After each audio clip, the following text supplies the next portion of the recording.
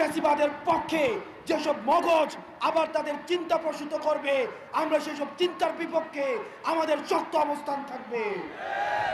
আমরা বারবার বলছি, আপনারা যদি এই তরুণ প্রজন্মর কথা আপনারা বুঝতে ব্যর্থ হন, আওয়ামী লীগের যে পরিণত হয়েছে, পরবর্তীতে যারাই নীতি নির্ধারণের পর্যায়ে আসবে, এই তরুণ প্রজন্মের ভাষা যদি আপনারা বুঝতে ব্যর্থ হন, তাহলে আওয়ামী লীগের পরিণতির মতোই আপনাদের পরিণত হবে।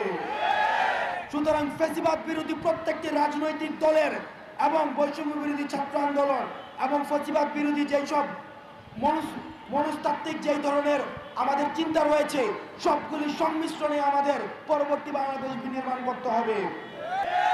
ফ্যাসিবাদের পক্ষে যেসব মিডিয়া কথা বলবে, আমরা সেই মিডিয়ার বিপক্ষে আমাদের অবস্থান অব্যাহত থাকবে। আজকে 14 তারিখ, আজকে গণসংযোগের পরে আমরা 15 তারিখ পর্যন্ত সরকারকে সময় দিয়েছি। এই অন্তর্বর্তীকালীন সরকার কমিটমেন্ট দিয়েছে আমাদেরকে রাজনৈতিক ঐক্যমত্যের ভিত্তিতে আমাদের এই প্রক্লেমেশন অফ রেগুলেশন সেটিকে স্টেট থেকে এন্ডোর্স করবেন।